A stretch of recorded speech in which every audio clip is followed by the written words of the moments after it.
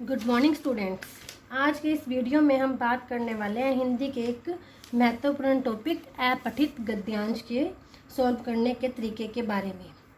आपके एग्जाम में एक गद्यांश दिया होता है जो आपने कभी पढ़ा नहीं होता है और आपको उसके आधार पर प्रश्न सॉल्व करने होते हैं।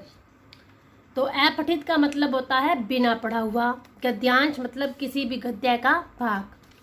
तो अपठित गद्यांश को हल करने के लिए उसका क्या तरीका होना चाहिए और उनको हल करने के समय हमें कुछ बिंदुओं का ध्यान रखना चाहिए, कुछ बातों को ध्यान में रखना चाहिए।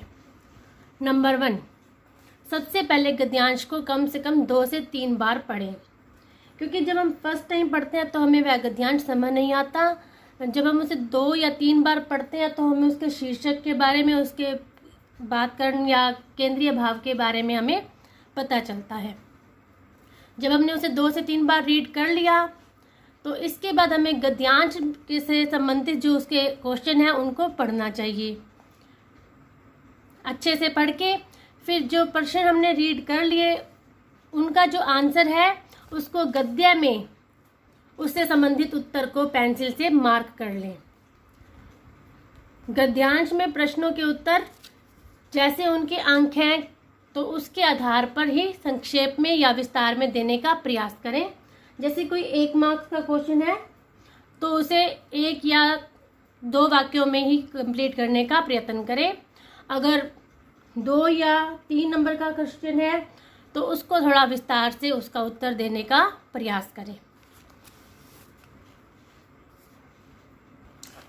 हाँ जी, तो इसके बाद मेन होता है शीर्षक को पहचानना। ये क्वेश्चन जरूरी होता है कि इस गद्यांश का शीर्षक क्या है। तो शीर्षक को पहचानने के लिए गद्यांश के मूल विषय को पहचानने की कोशिश करें और शीर्षक को बहुत विस्तार से या एक्सप्लेन करके नहीं लिखना, वह आकर्षक हो और छोटा ही होना चाहिए। सारांश या केंद्रीय भाव मतलब गद्यांश का क्या केंद्रीय भाव है या वो गद्यांश में क्या कहना चाहता है, ये हमेशा संक्षेप में और अन्य पुरुष मतलब प्रथम पुरुष या द्वितीय पुरुष। प्रथम पुरुष में आते हैं हम, मैं, हम और द्वितीय पुरुष में तू, तुम। इस प्रकार ना लिखे, अन्य पुरुष वह, वे, इस प्रकार से लिखना चाहिए। तो इस प्रकार किसी भी अपठित गद्यांश को हल करने के लिए निम्नलिखित वो जो बातें बताई हैं उनका ध्यान रखना चाहिए। तो डेमो के लिए हम देखते हैं एक गद्यांश। दबाव में काम करना व्यक्ति के लिए अच्छा है या नहीं, इस बात पर प्राय बहस होती है। कहा जाता है कि व्यक्ति अत्यधिक दबाव में नकारात्मक भावों को अपने ऊपर हावी कर लेता है, जिससे उसे अक्सर कार्य में असफलता प्राप्त होती है। वह अपना मानसिक और शारीरिक स्वास्थ्य भी खो बैठता है। दबाव को यदि ताकत बना लिया जाए तो न सिर्फ सफलता प्राप्त होती है बल्कि व्यक्ति कामयाबी के नए मापदंड रचता है। ऐसे बहुत सारे उदाहरण हैं जब लोगों ने अपने काम के दबाव को अवरोध नहीं बल्कि ताकत बना लिया। सुख दुख, सफलता असफलता, शांति, क्रोध और क्रिया कर्म मतलब हमारे सारे कर्म काम हमारे दृष्टिकोण पर ही निर्भर करता है। जो सिल्वा इस बात से सहमत होते हुए अपनी पुस्तक यू द हीलर में लिखते हैं कि मन मस्तिष्क को चलाता है और मस्तिष्क शरीर को। इस तरह शरीर मन के आदेश का पालन करता हुआ काम करता है।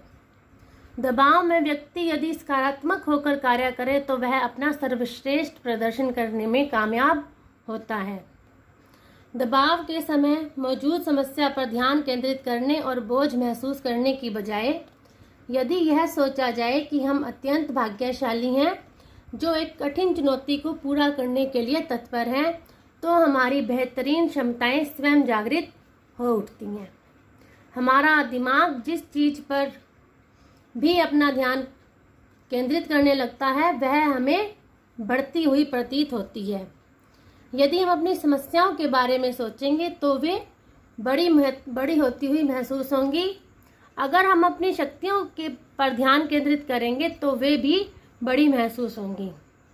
इस बात को हमेशा ध्यान में रखना चाहिए कि जीतना एक आदत है पर अफसोस हारना भी एक आदत ही है। तो इस प्रकार हमने ये गद्यांश अभी फर्स्ट टाइम रीड किया। अगर हमने इसे सॉल्व करना है तो 1 टाइम और 3rd टाइम भी इसे दोबारा से रीड कर लेंगे। क्वेश्चन है फर्स्ट, दबाव में काम करने के नकारात्मक प्रभाव समझाइए। मतलब नकारात्मक प्रभाव क्या होते हैं उसके बारे में हमने बताना है।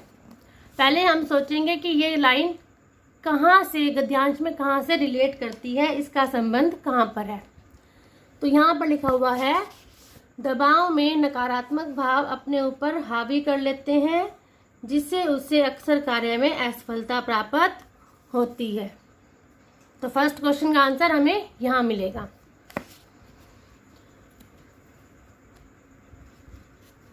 दबाव हमारी सफलता का कारण कब और कैसे बन सकता है।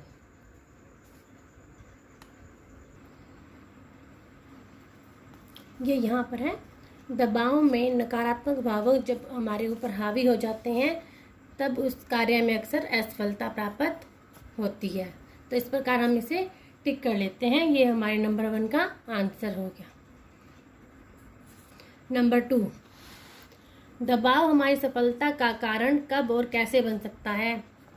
हमने रीड किया था, दबाव को यदि ताकत बना लिया जाए तो न यह सिर्फ सफलता प्राप्त होती है बल्कि व्यक्ति नए कामयाबी के नए मापदंड रचता है।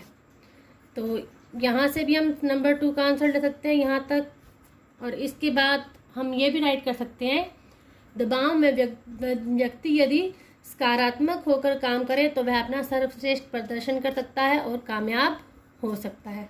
तो इस प्रकार ये क्वेश्चन नंबर 2 का आंसर हो जाएगा। क्वेश्चन नंबर 3,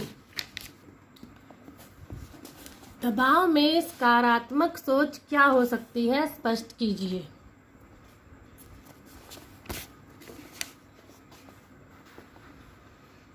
ये है सेकंड पैराग्राफ में है, दबाव के समय यदि हम समस्या पर ध्यान केंद्रित करने और बोझ महसूस करने की बजाय यदि यह सोचे कि हम कितने भाग्यशाली हैं या सौभाग्यशाली हैं कि इस कठिन चुनौती को पूरा करने के लिए तत्पर हैं, तो इस प्रकार यह हमारी सकारात्मक सोच हो जाएगी और हमारा काम भी बढ़िया हो जाएगा।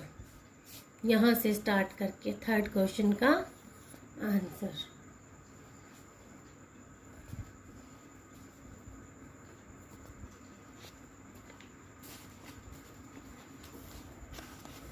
क्वेश्चन नंबर 4, काम करने की प्रक्रिया में मन, मस्तिष्क और शरीर के संबंध को अपने शब्दों में समझाइए। तो अब आपके सामने ये पैराग्राफ मैंने दे दिया, ये आपको अब करके दिखाने हैं ये बाकी के 4 से लेकर 8 तक के क्वेश्चन। एक बार फिर से ये पैराग्राफ देख लें।